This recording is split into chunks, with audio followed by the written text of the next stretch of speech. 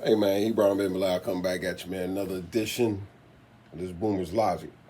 Well, my nephews got in trouble this morning, man, and I wanted to share this little story with y'all and tie it in with what I was talking about in regard to the crippling of our black male children by uh,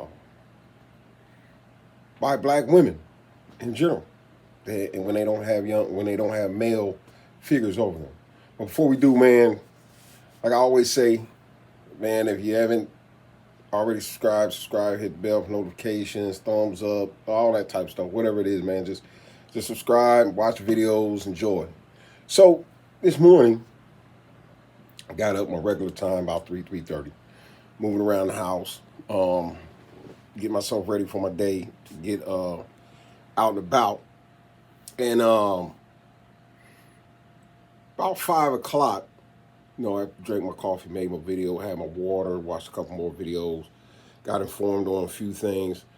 Uh, I went back in my storage area where I keep my stuff, most of my stuff that I sell online and sell locally, because I do have a vending business on top of everything else.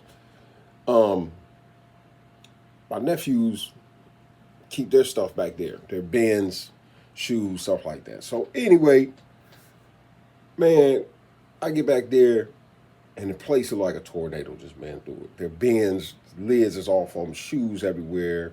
You know what I'm saying? They did not do what they were supposed to do last night. Was which is at the end of every day before you lay down. You know what I'm saying? You make sure the area is straight, your bins are straight, everything is hooked up. Nice, neat. Everything is decent in order. Ain't no dishes in the sink. You know what I'm saying? Trash goes out in the morning, get everything organized for the next day. So, of course, they went against that. So, I politely woke them up at 5 o'clock in the morning because this is when I made the discovery. Man, get y'all tails up, man. Took them in the back. Man, clean my area up. So, their penalty was phone restriction. So, I took their phones for the day. Because my thing is this. Here's the thing. You can never lighten up on young black men. You can't do it. Because once you do it, once you take your foot off of their proverbial back, off their neck, man, they always gonna try you. They always gonna try you. The young male will always try you. And that's why when they're coming up, when they're at this age, you have to stand on them to make sure that they do not go astray. So I'm gonna tie this into this. So punished them, took their phones, put them on. I headed to work. I cut out. I'm here early because, really ain't nothing popping out there.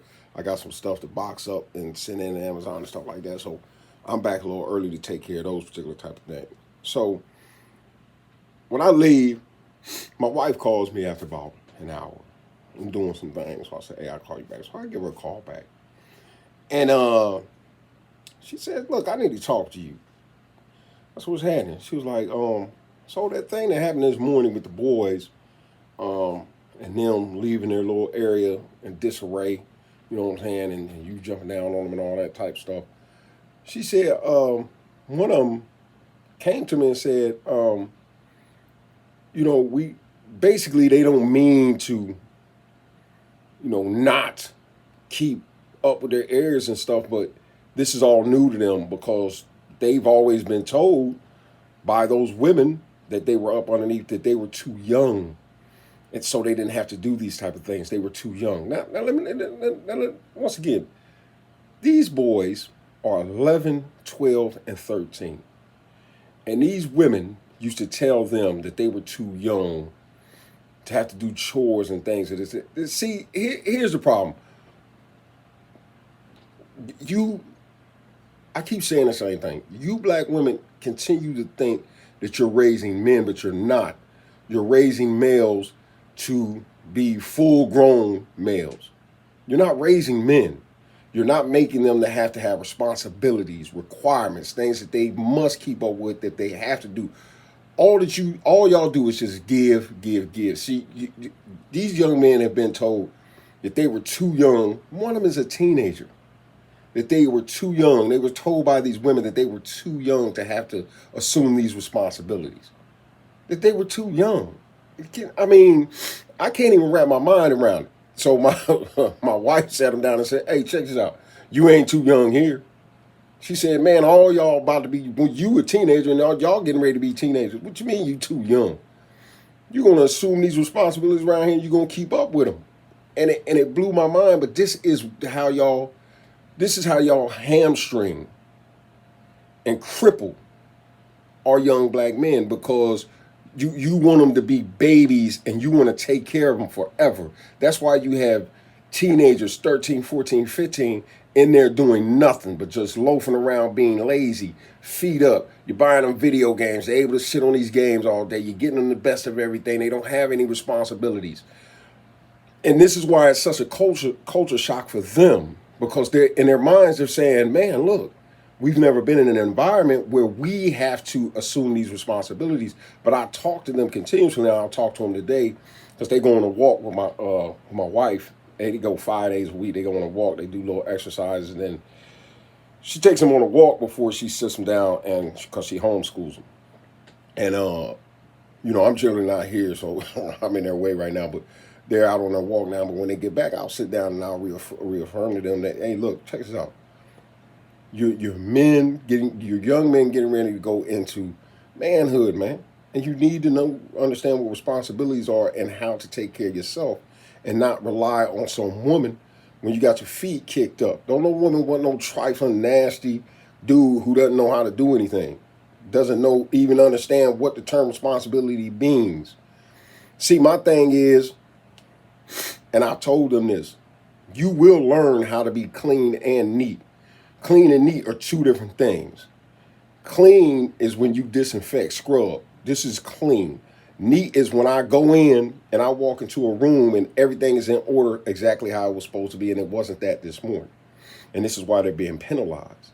But you black women y'all are crippling these young black men to the point where, literally, when she called me and told me that, I said, "What?" I said, "See, there's a prime example." I'm gonna give you another example, and I've told you this before, and I've given you example after example after example of this particular behavior. So, it's a girl down the street from us, a young lady. She might be 30. She has two young male sons. One of them is probably about 11, 12 years old, and they play with my nephews. And it's another boy who stays down the street. He lives in a single woman home too. And he's probably about in their age group, maybe 13, 14 years old. So the boy down the street was having a birthday party. All of them were attending, all the little neighborhood kids were attending. So when the other boy that's 13, 14, he's always in trouble. He went down to attend, and he started cutting up. I don't know exactly what he was doing, but he started cutting up. So the mother of the boy whose birthday party was made him leave. So I guess when he got home, he goes and tells his mom, and the mom goes down there and confronts the girl. She doesn't ask what the boy did. She doesn't go in and, hey, listen, what happened? Explain to her. Automatic. They face to face in the middle of the street.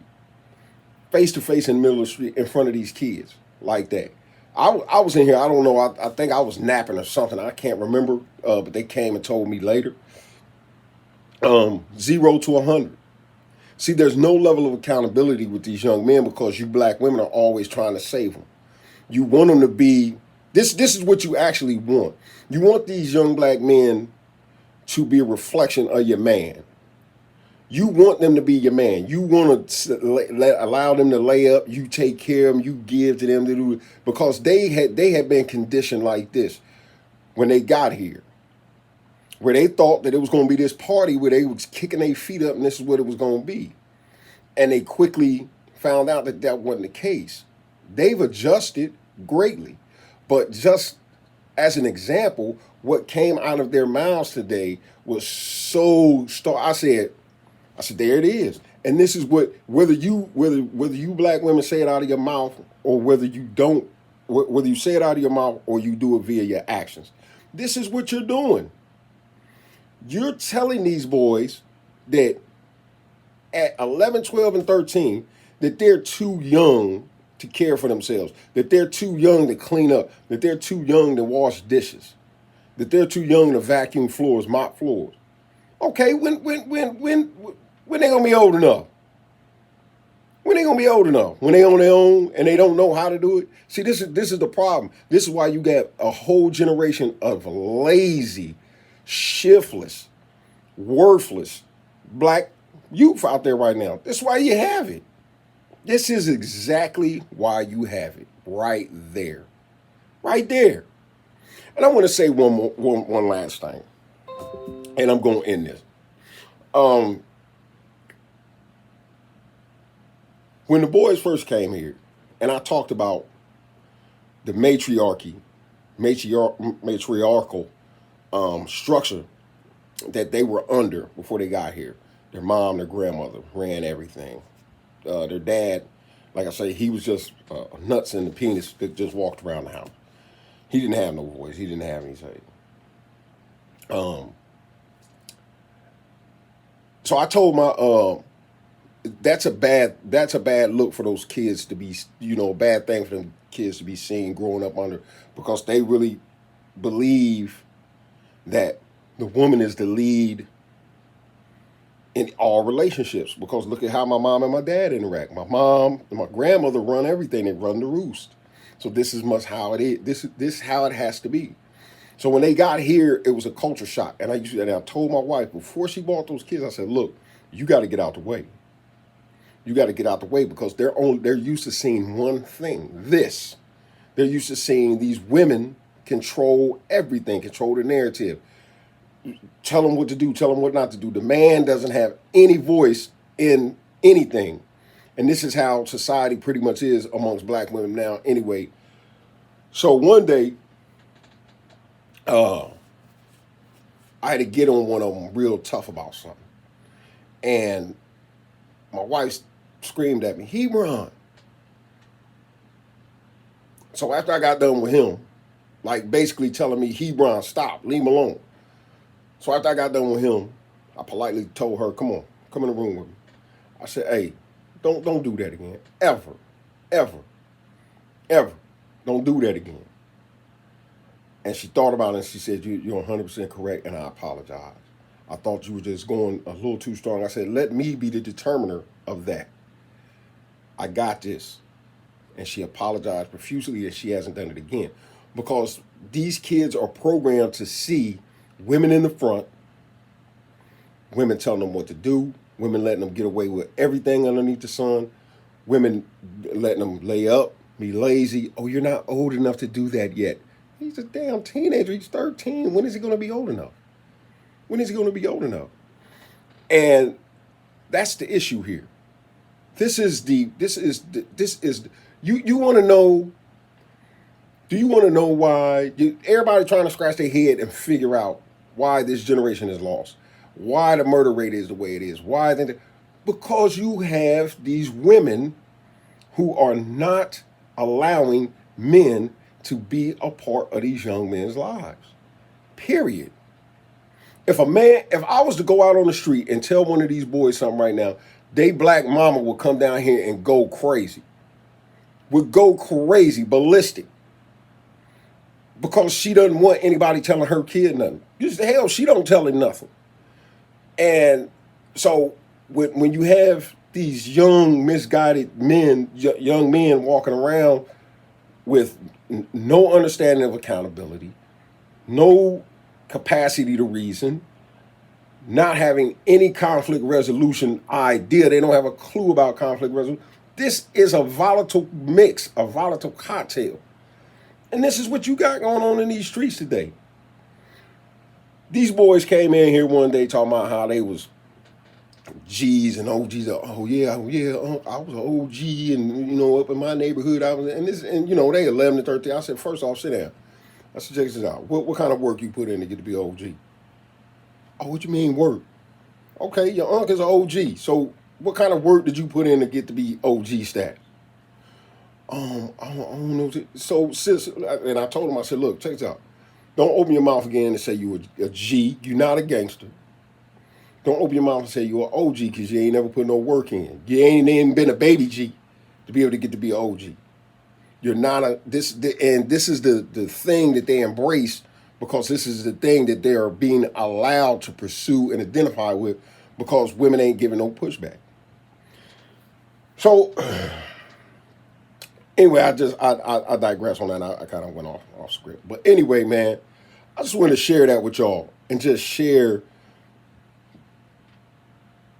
I'm looking and I'm hearing every day something new, and it's a direct reflection. And every time I look, it points right back to uh, the lack of guidance, the lack of instillment of discipline, structure, order, interaction with full grown males. Now I'm gonna give you one last thing, Wally. I'm sorry. Listen. This is one thing I'm big about, and I tell them with my wife. Look, I don't play. Don't disrespect her. Don't lie to her. Don't raise your voice to her. Don't backtalk her. I'm gonna break your neck. I'm gonna break your jaw. And anytime she pulls up to this house, I want all hands on deck. All three of you running out to that car, finding out if she got anything to carry. She should not have to carry anything in this house. Nothing. Not her cell phone. Nothing. Because that's the woman of the house, and that's how you take care of her in that way. So now, and I'm gonna tell you how just it just spread out throughout their little partners. So now, whenever they with their partners, I pull up, they do me the same way, even though I don't ask them to. They come running full fledged to the car. Unc, you got something you need for us to do, something for us to carry? Ooh. I'll be like, nah. And that was always one of them, Logan. Well, let me carry that for you, Unc. Let me get that for you. I'm like, all right, go ahead. So now their buddies run with them now. Their buddies run with them. Hey, Unc, how you doing? Hey, everything. See, they look, young men love that. They love that. They love structure. They love order. They love that type of thing. But women don't understand that. Y'all think toxic masculinity. No, this is what young men love. They gravitate toward that toxic masculinity. Anyway, I went on a tangent, went off, way off on this one. But anyway, I just wanted to share that with y'all today about why they got in trouble. And another thing I learned that, it's permeating these black women. This is what you black women are doing. This is what y'all doing. Hey, man, love y'all. See y'all on the next one. But, like I always say, Hebron Ben Bilal signing off. Giving wisdom to those wise old boomers. And for you millennials, especially you black millennial women, stop doing this to our young men, man. Stop doing it to our young men. Get them in some youth football. Let that football coach grab them by the face mask. You know what I'm saying? Get them in their face. Teach them structure, order, discipline.